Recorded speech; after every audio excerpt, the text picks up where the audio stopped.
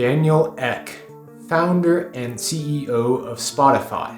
Hero or villain? Friend or foe? The Swedish billionaire has recently stirred up controversy for investing 600 million euros in German AI defense technology startup Helsing.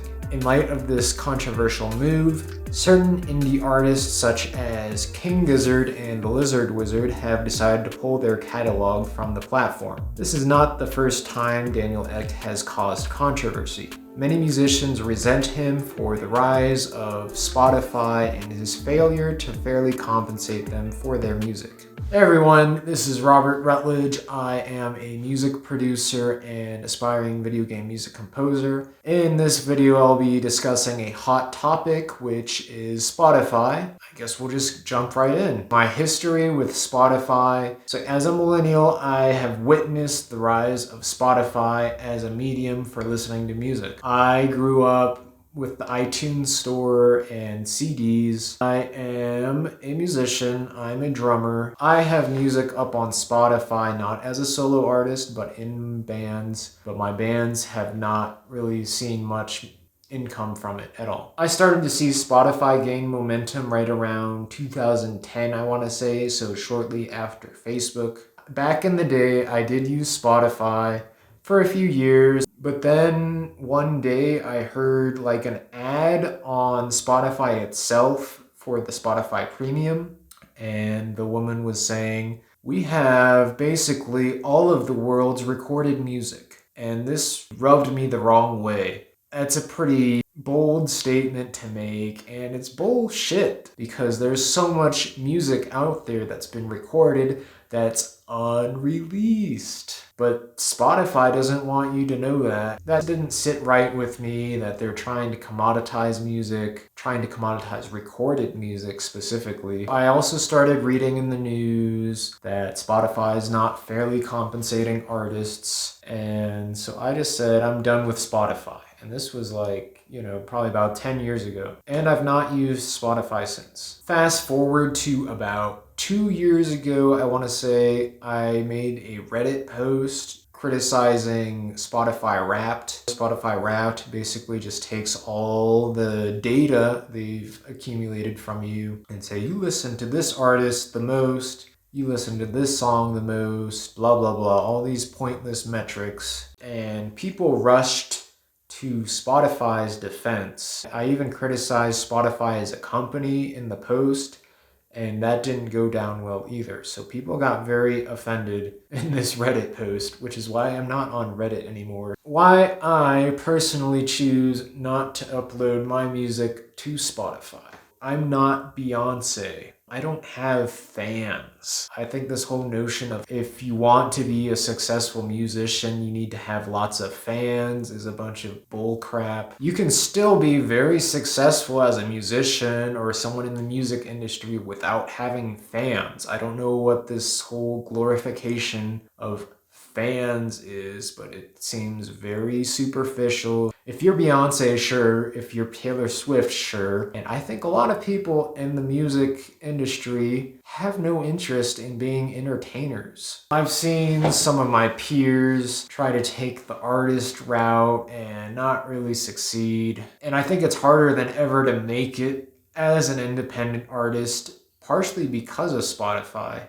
So they've kind of placed a monopoly on recorded music. Before, you could play a show and sell CDs directly to your fans, but now fans prefer to listen to music on Spotify, which really screws over the artists in the long run. I, as someone who makes music, would actually lose money by putting my music on Spotify. I'd have to pay a distributor to put the music on Spotify, so I don't know why I can't just go direct to you. It's just not even worth the hassle. My thoughts on Daniel Ek.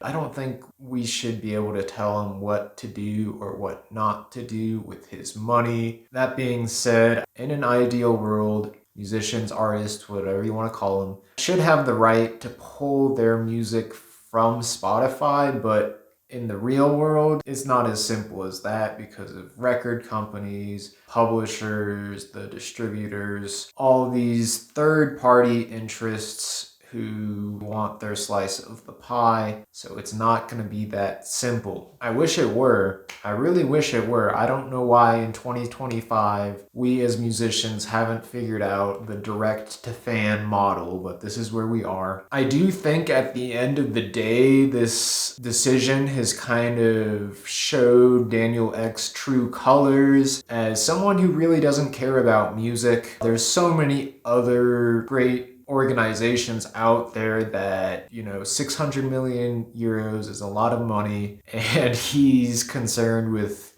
these drones, these AI drones, and I know it sounds kind of scary, but maybe it's not what we're all thinking. I'm not an expert on the subject. From what I've seen on the website, they're AI drones, but there's a human in the loop, so that's a little reassuring. But then again, that's how every great sci-fi movie starts, where there's a human in the loop and then the AI outsmarts the human.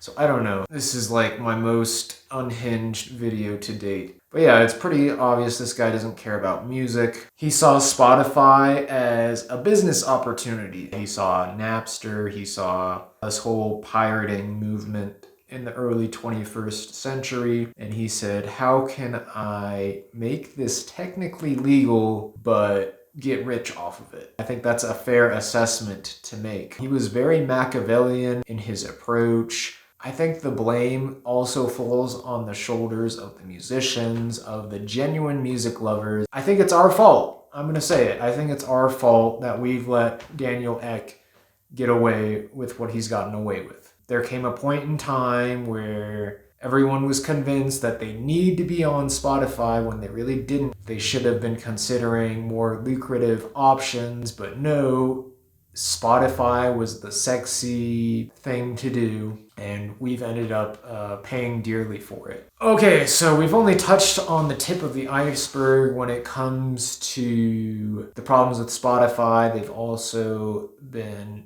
receiving some backlash for their use of AI. I'm not even gonna go there because that's a whole nother can of worms. I think it's going to be an uphill battle trying to convince people to stop using Spotify, but join the resistance. So there are alternatives. You got Apple Music, you got Qobuz, you got Deezer. Thank you for watching my video. I hope you enjoyed it. If you liked the video, please consider subscribing and also hit the like button.